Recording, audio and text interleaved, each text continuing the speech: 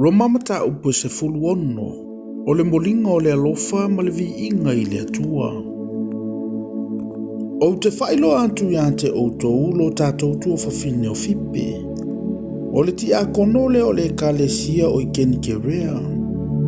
Ina ia talia o ia outou i le ali. Whapei ona tatau i le aupa ia. Ia outou whesosoani fo ia te ia i se mea outou e au ngā ia te ia. A wafo e to tele ua ia whesosoani i ai. A toa ma unei. Ua oualo whātu i a pisila ma a kula. Na lafa i ngā luenga whātasi ma ule ngā luenga ke wiso Yesu. O ila ua ia na latu wato la ua Yesu ia i au. Ia uola. Elena o au e whaafeta i ante ila ua. Ai a toa ma e kalesia umainu ese. Ua oualo whātu fo i le kalesia o ilo la ua fale. Ua oualo whātu ia e paineto o le pele au. O le whaapolopolo o ia ianke wiso i a kaia. Ua oualo whātu ia Maria. O le nangalua te lemo i mātou. Ua oualo whātu ia Anironiko ma Iunia. O u ainga. Sa mātou whaatasi mā ui le whale pui pui. Ua longolo leia i la ue apostolo. Sa la ia ke wiso na mua ia te au. Ua oualo whātu ia Amepelia. O le pele au i le ali. Ua oualo whātu ia Upano. Le nanga lue whaatasi ma i mātou i le ngā luenga ke wiso. O sa taku foi o le pele au.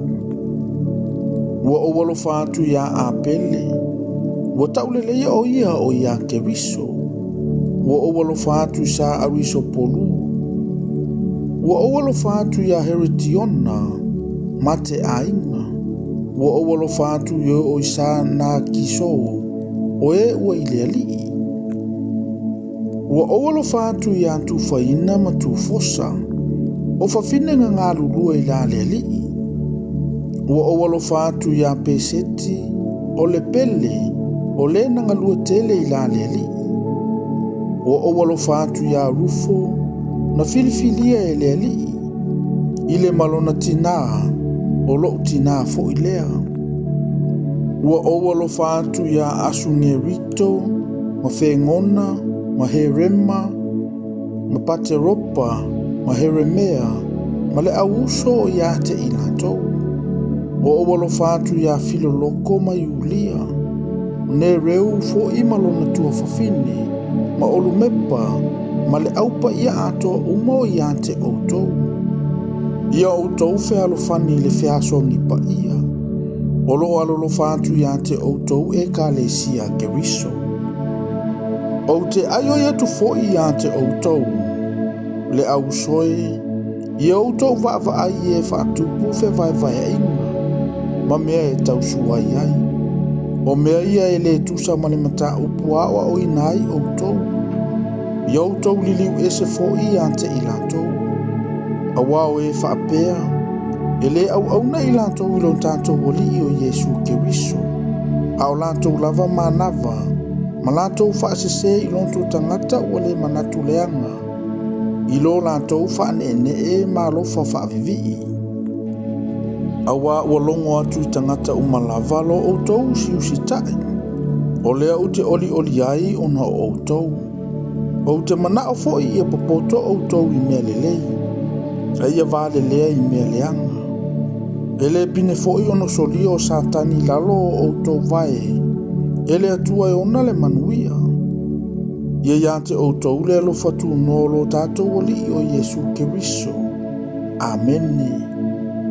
Olo o alolo fatu iate o tau o Timoteo. Mate ngā lulue fatasi mau. Olo ki o fo i. Ma Iasona, ma Sose Patero, o u ainga i latou. O au nei o te sio, o le ua tusi le nei tusi. Ua o alo whātu ia te outou i la le ali. Olo alo whātu ia te outou kaiu. O le talia au atoa ma le kalesia uma. Olo alo whātu ia te outou o e rato, o le tulafa le sili o le aai. atoa makua tō le uso. Ia ia te autou umalava le alofa tūnoa lo tātou walii o Yesu Keriso. Amene. Ia vi ia le na te mawhaia o na whaatu mau ia te autou. E tusa mala utala lei ma le tala inga o le tala ia Yesu Keriso. E tusa ma le whaalinga o le mea lilo sa natia i tausanga o le vavau. A ua whaali mai nei tusi a perfecta. E tusa ma le poloa inga le atua e whaavavau. O lo ua whailoa mai inu uma. Ia iu ina usiusi tai i le whaatuatua. O le atua poto i e toa tasi. Ia ia te ia le vi inga ia Yesu Keriso e whaavavau. Amene.